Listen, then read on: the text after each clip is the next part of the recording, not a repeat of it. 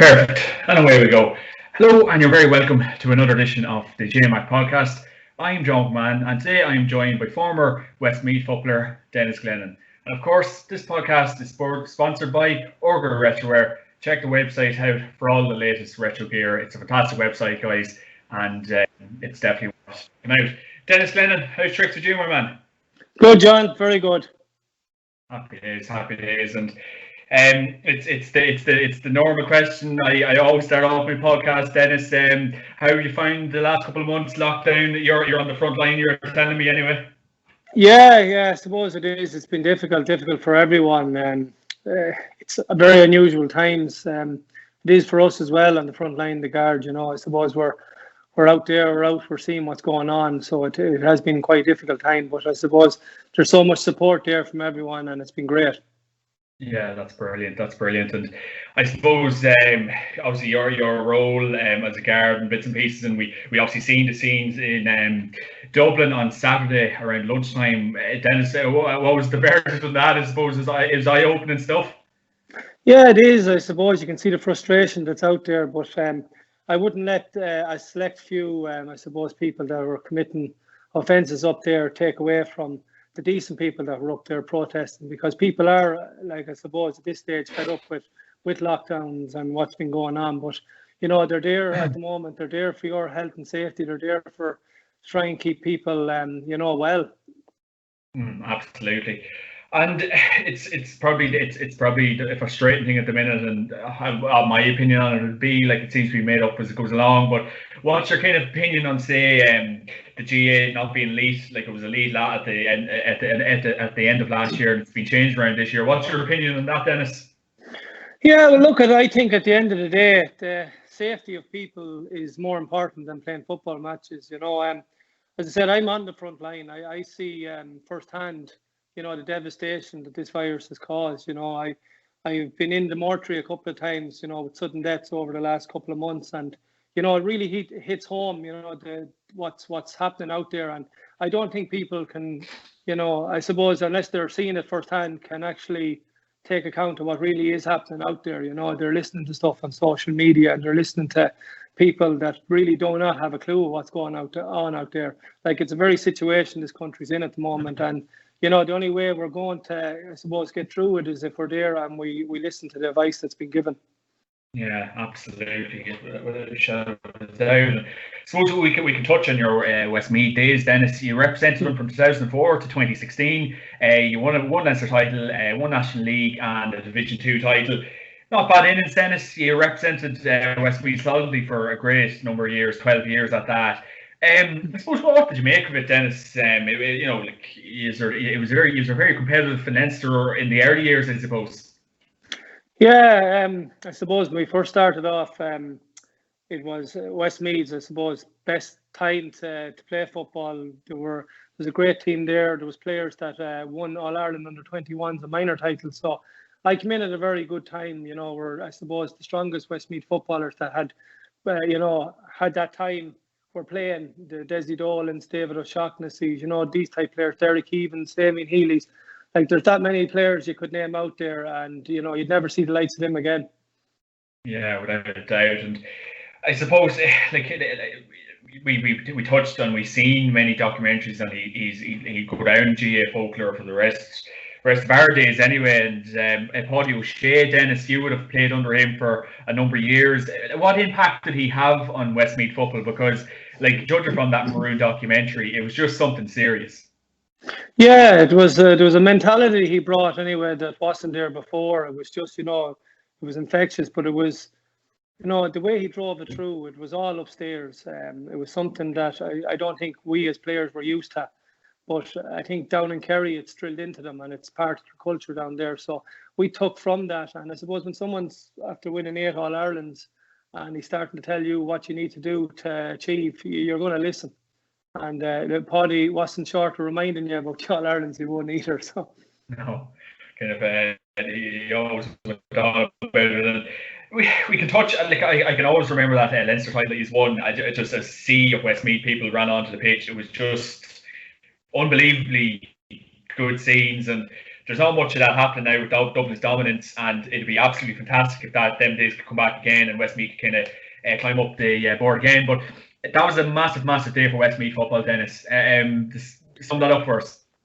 Yeah, well, I suppose I was only 19 at the time, so I didn't really understand what it meant to the people of Westmeath, because I suppose I was immature at the time. I was a young player that I thought this was something that happens every year. But, as the years went on, I realised how difficult it was to achieve what we achieved. And, I think had I been, I suppose, a more senior player at the time, I would have, celebrated a little bit more than I did. I just took it for granted. But looking back on it now, I realise, it was a massive achievement, and it meant an awful lot to so many people out there, supporters, but more importantly, to family members, Yeah. It just looked a sea of maroon, and it was fantastic. And I suppose I was kind of talking to a lot of former players, like Matty Ford, Conor Gormley, the last couple of weeks, and I was kind of remarking on probably the quality and standard of football in, say, 04 to maybe, what are we talking, 08, 09, before maybe all this kind of defensive malarkey came in. What was it like to play in them years, Dennis? Because it just looked really enjoyable and none of this kind of blanket nonsense. Yeah, and it's something I always refer back to. It was completely different football and different footballers, Back when I first started, it was a situation where it was 15 on 15. So, you knew when you went out there, if you beat your man, that there was a good chance you were going to get a score out of it. Whereas I suppose the latter end of the stage, if you bet your man, there was a good chance there was a person holding, covering that space. So you felt like you were beating your man, but turning around, having to go back out and give it out and look for support and wait for opening. So it wasn't as enjoyable as football. Back in 04 and I suppose the early years, you really got to see the real skillful footballers because they were allowed to play football. Yeah. Whereas I suppose nowadays you mostly see the skillful footballers kicking frees, because they're not let take on players anymore. Yeah, and I think everyone, I've watched on YouTube numerous times the Maroon documentary, and we were watching the training sessions that Paulie would have been putting you through, and I think everyone can always remember that grin and right, we hit the scale. What were they trainings like to be part of, Dennis? Because as you were saying at the start of the podcast, Paulie is one of the greatest men in the GA.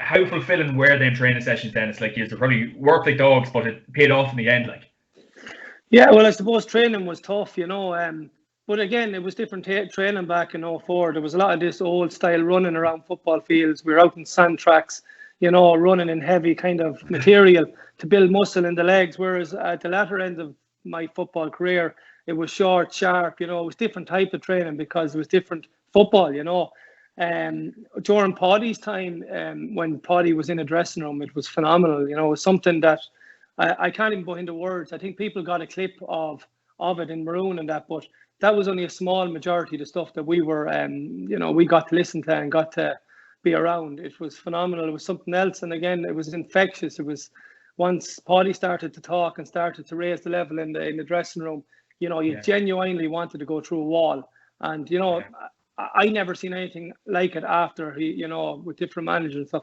I've had good managers, but nothing like Paddy O'Shea. Yeah. I suppose the big thing is really, Dennis, at that time when Paddy did take the reins over in Westmeath, can you believe it? Sorry? Or no, just at that time when Paddy did take over the reins in Westmeath, were you shocked, or were you kind of oh my God, this is the best thing to ever happen, or what was the verdict on it? Yeah, well, I suppose I was young and I didn't really grasp the seriousness of what was going on at the time, because I was, I think, 18 when it was first announced, and all I was thinking about was playing under 21 inter-county football. Senior football wasn't even on my radar at that stage because I was still so young, But when Paddy was announced as the manager, straight away word started filtering back through the clubs that Paddy wanted to see every player in Westmeath and wanted to give every player their chance to, to play on his team, which was something that wasn't done previously. It was, you were nearly picked by your club to go to trainings, and if you were good enough, you were given a chance. Whereas Paddy gave it a kind of an open door policy, whereas he wanted to see every player perform. So when I seen that opportunity, and as soon as the trials come up, I was like many young player at the time. was mad to get onto the senior panel because Paddy O'Shea was around and he was such a high profile person, and everyone in Westmeath wanted to be involved with that.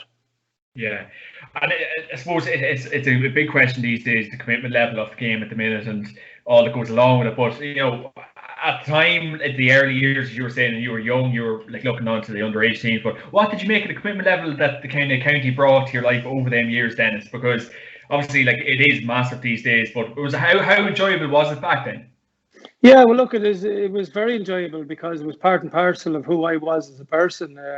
Football was the one thing I suppose I felt I was good at, and it gave great structure to my life. It was something that's always been very important within my family, and I've been playing football since I suppose I was 8, 9, 10 years on.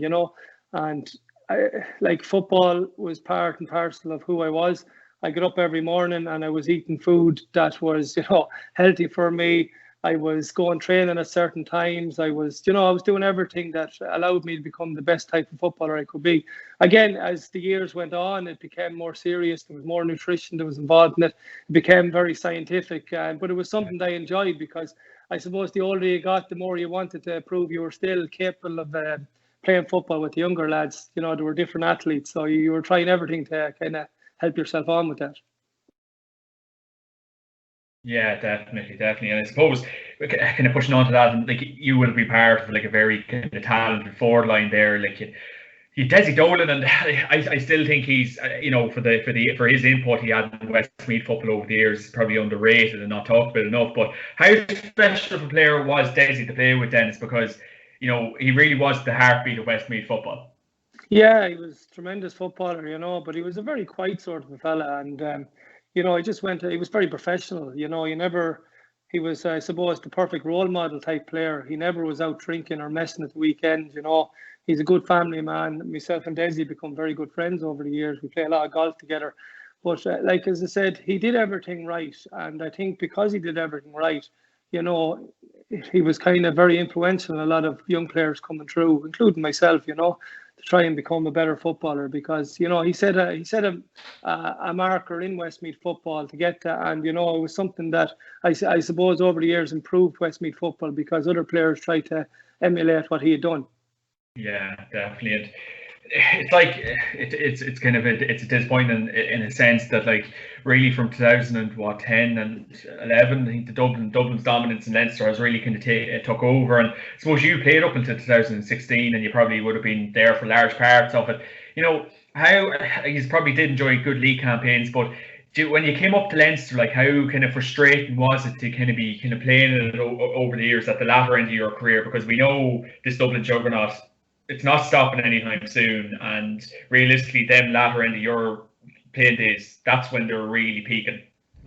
Yeah, well, I suppose everyone that plays sports or plays competitive sports, they want to win, they want to achieve what they can, but I think because Dublin became so dominant, it just became a part, I was a footballer, I loved playing football, it became a part of my life that I kind of knew at that stage that we were not going to win a Leinster title, but I loved it so much, and I loved, I suppose, what football did for me, and it was part of again who I was, that you just kept going through it, but when I look back on it now, I'm kind of a small bit disappointed that Dublin were so dominant, because like I played with so many great players after 04 and we never achieved the same heights, and those players will never get to feel the same feeling that we felt as players in 04 of achieving such a massive result like in winning a Leinster title.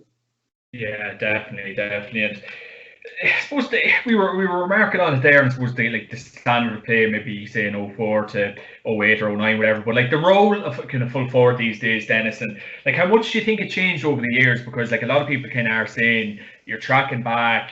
There's no more these days. It's just the ball going into you, taking on your man. Like how much do you think it kind of revolutionized over the years? Because when you were playing, maybe let's say 12, 13, like you obviously had to work back a lot and work far harder. Yeah, it definitely changed. I felt, I suppose, when I first started, there was an awful lot of support up there with you.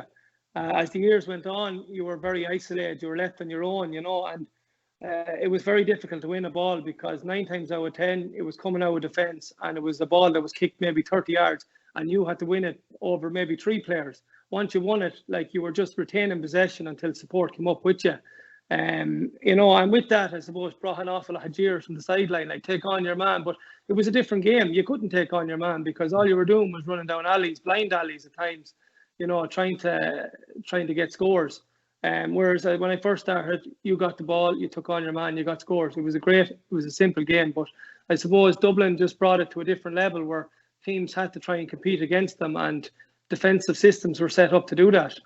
Yeah, and it's remarkable in a way, like, because it just feels like an afterlife at this stage. But in your early years, like, and I know you finished up in 2016, but like when you kind of look back in 04 and 05, and so they're just really enjoyable years to be playing football, where you kind of look back and say, Jesus, I wouldn't mind if, I know, look, everything changes, and unfortunately, you know, the standard kind of changes all the time. But when you look back in the early days, you're thinking, geez, I'd love if the day, like if it was like this years ago, or we kind of just, you know, I kind of have to adapt to this fairly quickly, say at 15 and 16.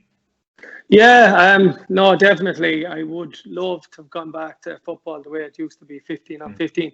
I think any person or any forward really would tell you that they really enjoyed football when, you know, you were left isolated with your man, where you could kind of show your skills, show what you worked on in training grounds. Whereas I suppose the latter end of it, it really, you weren't allowed, you know, the only time you were really making an impact was when you were taking on a lad and you were being fouled and someone else was getting to tap the ball over the bar and take a lot of credit for your hard work, you know, and that still goes on today, even in football. You see it now, like the real people that are talked about are the lads that are kicking the balls over from frees, more so than the lads that are out doing the hard work around the field. Yeah, and I always try to make a concerted effort in all my podcasts to kind of not go near Dublin, because I think people get very obsessed by them. But yeah, you did play in Leinster. You were Westmeath stalwart. You came up against Dublin numerous times. What was it like to kind of come up against them, even on match day, like the professionalism that they brought to the game, like even the stuff they're doing before throwing and bits and pieces, like what was it like to even watch on and see what way they prepared, I suppose? Yeah, well, I suppose I used to enjoy playing against Dublin because Dublin were never negative, you know. I suppose anytime I played against Dublin, I felt like I was playing back in 04, 05, where I bet my man and there was a good chance of getting a score. Whereas, you know, other teams, you play the Louds and the other teams that were playing at lower levels, they were sitting men back in front of you, and it was very unenjoyable. Against Dublin, I always enjoyed playing. I loved the atmosphere. I loved going up to Croke Park. You know, I love competing against, you know, the best team in the country. And any player, you know, worth his sod would tell you the same thing, that that's where you want to be as a footballer. And that's what you try, you know, you work hard in the training ground to do. Yeah, definitely. So what's the opinion on, like, say, the current Westmeath crop there at the minute? Like, there's a lot of good players. You've John Heslin leading the line up front. How impressed are you by the current crop? Like are you going places, or what's the opinion on it? Yeah, look, like as I said, every generation and every team in the country has great players. The biggest problem with the football at the moment is that there's one team that's winning everything, that those players will never get to achieve, you know, the same things that I suppose we were lucky enough to achieve. In Westmeath, there's some fabulous footballers, and, you know, they are definitely under a very good manager in Jack Cooney, who was involved with Paddy O'Shea at the time. So Jack was involved with Donegal as well, and Road Club, who won an awful lot in Offaly. So they have they have a good man over them. They've good footballers. And the biggest problem is they're playing in Leinster against, you know, probably the greatest team of all time in Dublin. You know, it's not just Leinster they're dominating now, they're dominating all of Ireland. Yeah, it's mad, really. Like, and I suppose it's probably one thing you'd have to be thinking, like, if you see the likes of Paul Mannion and lads like that kind of stepping away for like a year, maybe coming back, you know, I discussed this in previous podcast. What kind of chance really does that give maybe the likes of a Carlow, Leitrim, and kind of the weaker counties a chance? Because, like, if them lads are stepping away and maybe getting sick of winning the All-Irelands, and surely the Carlow and Leitrim boys are kind of thinking to themselves, you know, what am I at here, essentially, if these boys are tipping off, you know? Yeah, well, that just goes to show the advantage to have, like, that they can lose players like that, and still what they replace it with is another All-Star, a possible Footballer of the Year, and that's what they've been doing for the last 10 years. And, you know, it can be very disheartening for a player that's out there and on a weaker team that's, you know, training just as hard, putting in just as much effort, but I suppose you're not getting to reap the same rewards. I think the biggest advantage Dublin have is to play every game in Croke Park. And people, I suppose, from the outside looking in, mightn't realise how much of an advantage that is. It's only when you're up there playing against them, you realise Croke Park is not the same pitch as any other pitch in the country. It's completely different. Running up in Croke Park takes way more out of you. You know, it's a far bigger pitch, you know, so even kicking for shots, you could be shooting the ball thinking, I'm comfortably in my scoring zone, but you're not in your scoring zone because it's different kicking in Croke Park than it is anywhere else. Yeah, definitely. And I suppose when you look back on it, and we remarked on the fantastic Leinster win you had, but like looking back at some of the special days, like what some of the years like would stand out for you, like, and obviously with Paulie and various managers that you had, but what were some of the special years that you had in the Westmeath jersey that you look back and say, geez, that was a great year. We probably could have even won another Leinster title or 2 or 3 anyway. Yeah, well, I suppose we got to play in a couple of Leinster finals after that. But like for me, the greatest years obviously were 2004 and 2008 when we won the Division 2 league title. We beat Dublin up in Navan, you know, which is, I suppose, something that's not talked about a lot, but it's still a massive achievement because that was when Dublin were starting off, I suppose, in their real dominance, you know.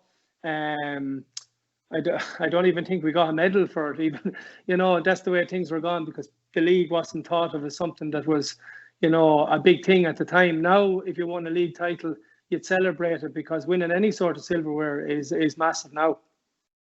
Yeah, and would you kind of be of the opinion that, like, I did remark on like the weaker counties, but like with all Dublin's dominance, would you kind of be of the opinion, maybe say in the last 4 or 5 years, has the fun kind of gone out of the game? Like, because we have seen such an overturn of players, and I know personally, Cavan, like, I know we won those title in 2020, and we've lost a lot of players in recent years, unfortunately. But like the overturned players, like, has the fun gone out of it in a way, Dennis? Since you stopped playing, or have you noticed that since you did quit? I wouldn't say the fun's gone out of the game. Like, at the end of the day, it's still football. I love football, and every time I get an opportunity to get onto a pitch, you know, I have a smile on my face. But I will say that the belief that you know, especially as I said, the latter end of my football career with Westmeath, the belief that you were going to win, you know, the most important trophies, that was completely gone. It was non-existent. Whereas, you know, you never stepped away from it because it was part of your life and it gave great structure. Even when in my job, you know, I kind of implement the same life lessons, you know, that football taught me, you know, be on time, you know, show up and do the best you can, work hard at everything. Like, football gave great structure and you never walk away from it. But the only real enjoying part of it was, you know, that belief that you could win a Leinster title or an All-Ireland title, that went with the dominance of Dublin, unfortunately. Yeah. I think, in fairness, like, I have been chatting to a lot of lads in recent weeks, and they did love the commitment that, you know, the game did bring to their life. Like, and I suppose, by the sounds of you absolutely loved it. Yeah, I loved it, and I still love it. You know, I'm still playing club football with Charles Pass. We were in a county final last year, and with all that was going on in the world with the virus and stuff, it was a great outlet, you know, to have something to do, to be still involved with a social outing with all the club players and, you know, your friends, and it just kept your mind away from the realities of the struggles that were going on. Yeah, that's what I'm saying. And like, do you think, like, even kind of touched on the COVID, like, do you think that the government are kind of aware of how important the GA is to people's life? Because, like, you know, it is huge. And last year we did have a runoff, like we've seen. It all was completed. All Ireland's Leinster, all the various competitions were completed. Like, do you feel that we kind of have been given the raw end of the deal with no games at all to look forward at the weekend? Like, surely there could have been something done, do you feel, or? Look, as I said, I'm on the front line. I see firsthand the devastation that this virus has caused, and I fully back the decisions that people that are over the health sector are making.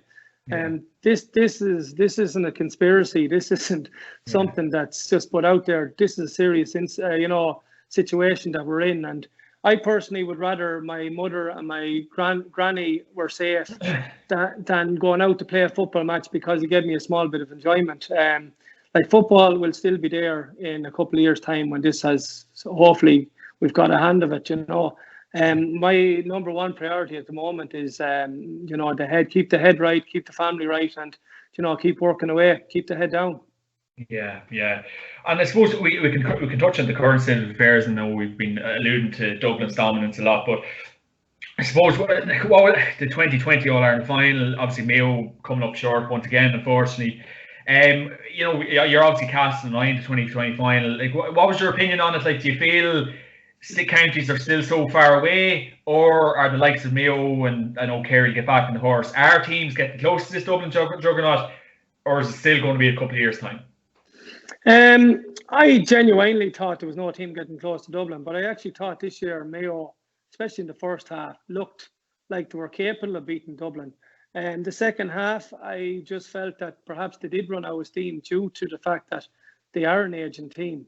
But they have shown that Dublin can be taken up in Croke Park as long as you can last the 70 minutes.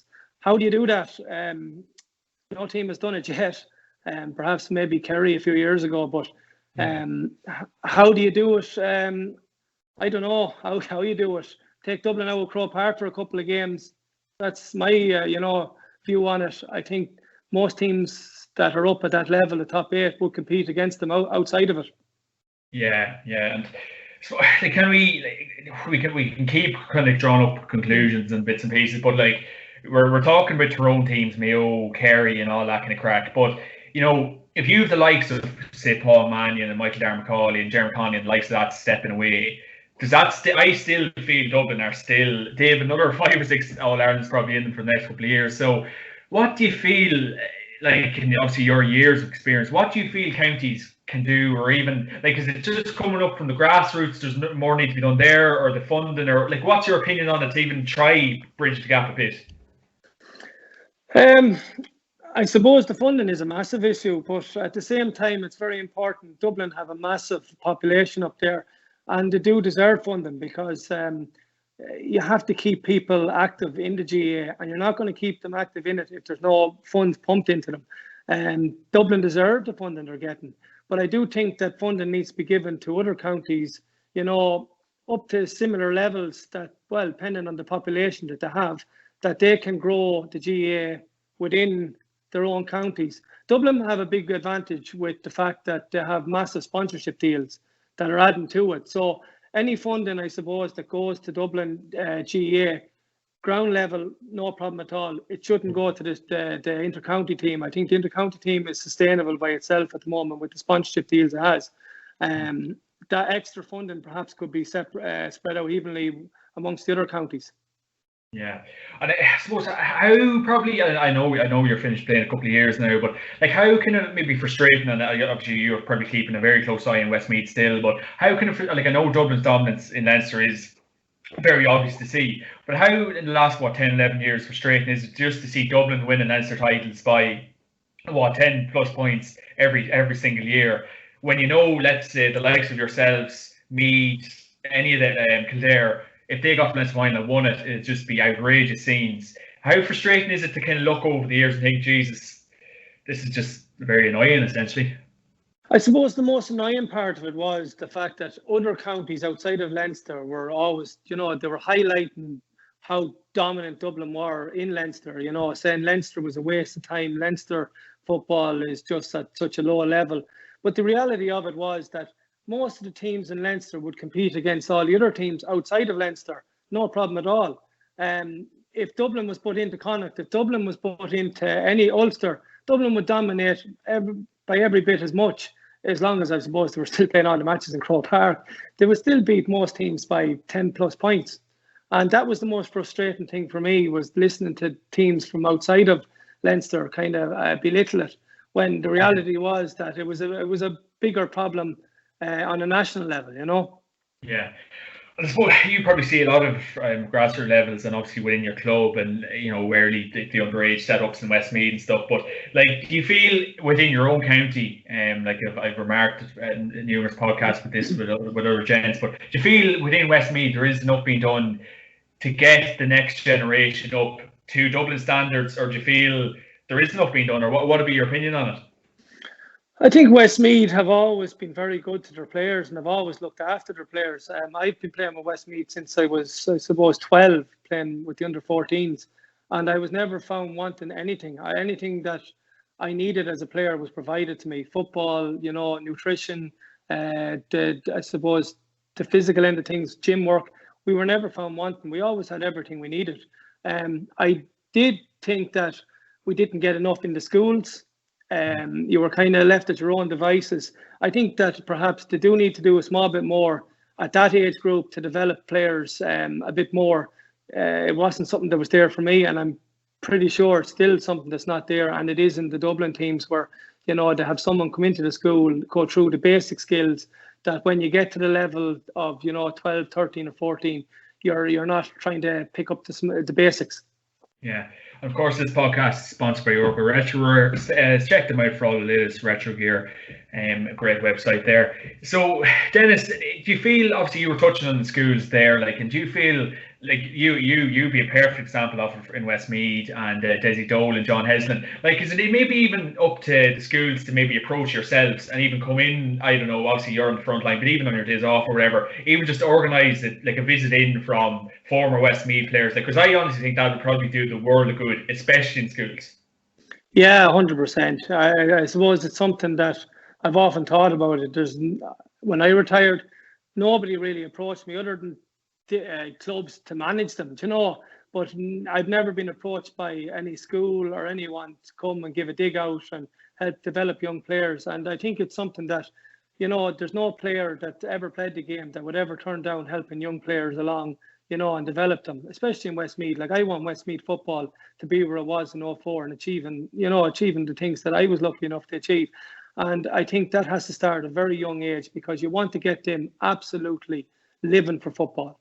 And the only way you're going to do that is if they get a love for it at a very young age. Yeah.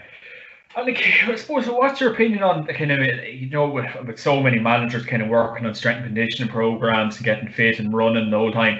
Do you believe, within certain counties, the fundamentals of the games is being worked on, Denis? Because it's all about just getting fit, looking big, but just even kicking the ball against the wall, the various, just using the ball, I think it was Tomas Duchesne remarked in some of the game a couple of years ago down in Kerry, just kicking ball, that's how they're so successful at the game they were doing and applying themselves all the time. Do you feel there's enough fundamental skills being practiced in training, Denis? In training, definitely. I think the biggest problem with it at the moment is that players are at it 5-6 nights a week, that they don't have that time to spend on their own game, working on it by themselves. I know when I first started, I always spent, I think it could have been 2 hours most nights out when I was in school, just going outside by myself, kicking up against the wall, left and right foot, practicing skills. I used to always pretend that I was playing a match up in Crow Park. You'd run it in your head.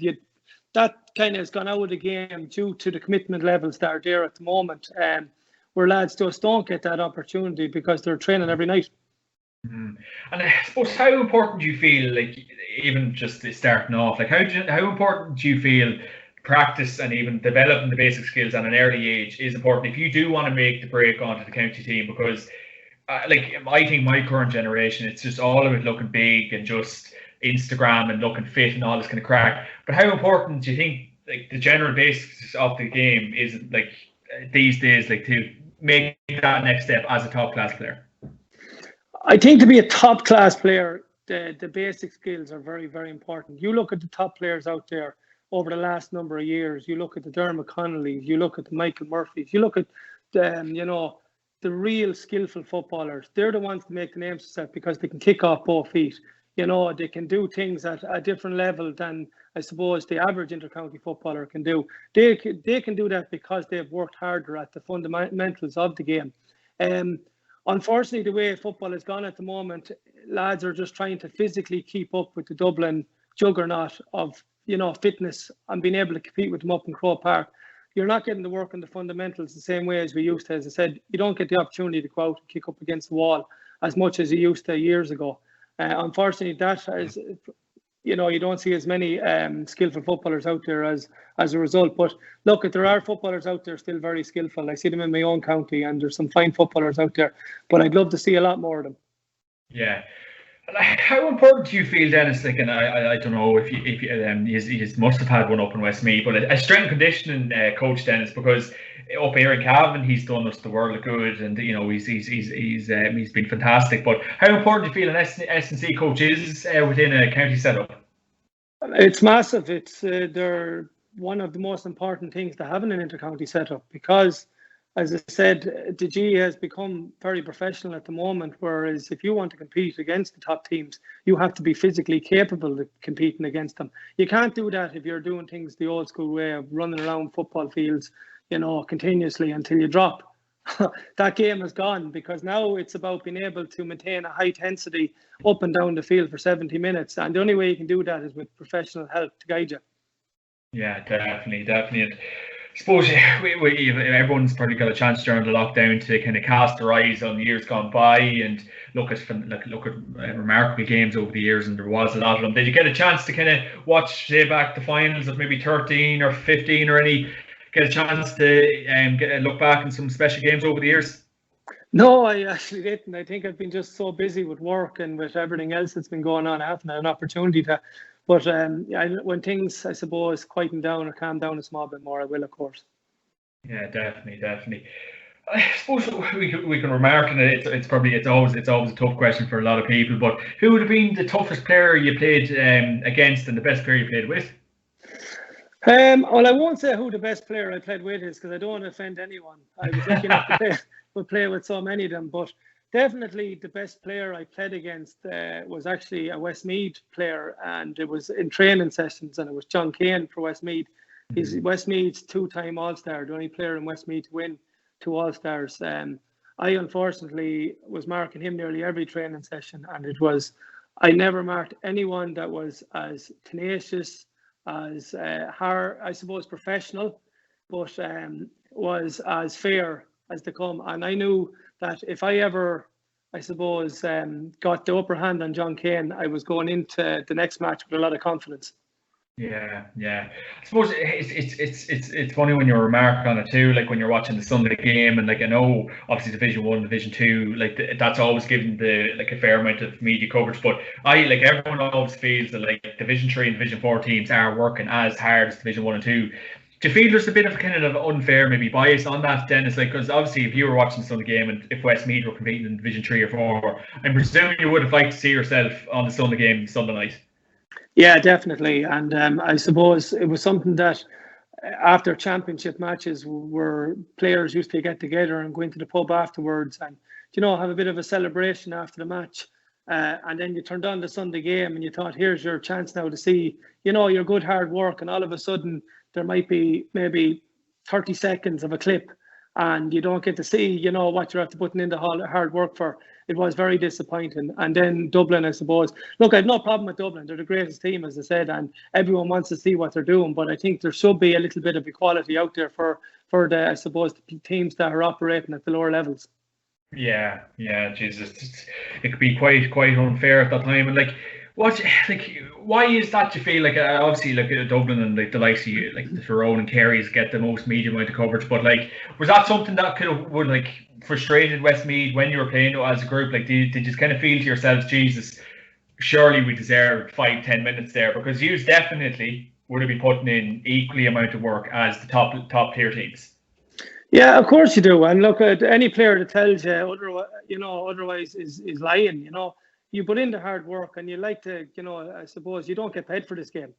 There's, the only bit of gratitude you get is from people telling you played well or you worked hard. And I suppose when that's been taken away from you a small bit, it is a little bit disappointing. But at the same time, we play football because we enjoy it and we love it. And football is part and parcel of who you are as a person. It becomes your life. It becomes, it just becomes everything to you. That look at you let that go. But it does be, on a personal note, it does be a small bit disappointing. But at the same time, we play the game because we love it. Yeah. I suppose the professionalism within the game as well, Dennis, you played for 12 solid years, and this kind of pay for play was always kind of remarked on, and as you were saying, you didn't get diddly squat for playing. But I'm presuming that's something you would have liked to get over the years for putting in the commitment that you did put in. Well, look, and I suppose you know what you're getting into when you're playing football. It's always been an amateur game, and I suppose I wouldn't necessarily agree that we should be paid for it. We did it for the enjoyment of the game. As I said, you did it to make those around you proud. It's been always an important thing in my family. My grandfather played for Offaly.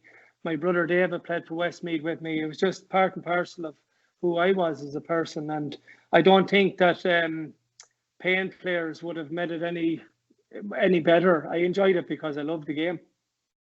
Yeah. And I suppose 2016 came around, Dennis. It was your final year as Westmeath footballer. What was the final decision on it, Dennis? You were kind of like, that's the end of that. Yeah, well, I suppose I was playing in the county final for the club at the time, and it was half time of the match. And I remember sitting in the dressing room, and I was having these awful pains down my legs. And I said to myself, what is going on here? My body never really affected me before.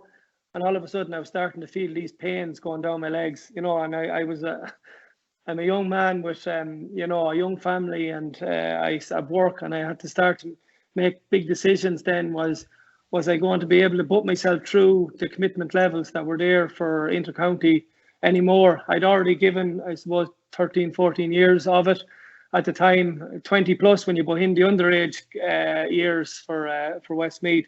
And I felt that I'd given everything I could to it. And I suppose it was time now to look after my body and look after, I suppose, the other things in life, the important things in life. Yeah, and it's probably a rhetorical question for yourself, but what was the moment that stood out for you in your Westmeath days? I suppose for me, the prowess was kicking 5 points from playing the Leinster final. It was massive. For me, it's something I look back with great pride, because there's not too many people, especially in the modern game, that manage to do that, and it's something I'm extremely proud of. Yeah, without a doubt. And I suppose any kind of young players watching, or even someone trying to make the break onto a county setup, or trying to get towards their goals and reach their goals, what would be the advice you give them, Dennis? My advice would be to get out as much as you can on your own and practice the fundamentals. As I said, it served me well during my years, and I suppose another thing would be to be professional, to be as I explained earlier, the type of role model Desi was, and I tried to be it as well as the years went on. You have to make sacrifices. You have to put the lifestyle of going out with your friends and drinking aside. You have to start being mature at a young age, even though it's very difficult with the distractions that are there.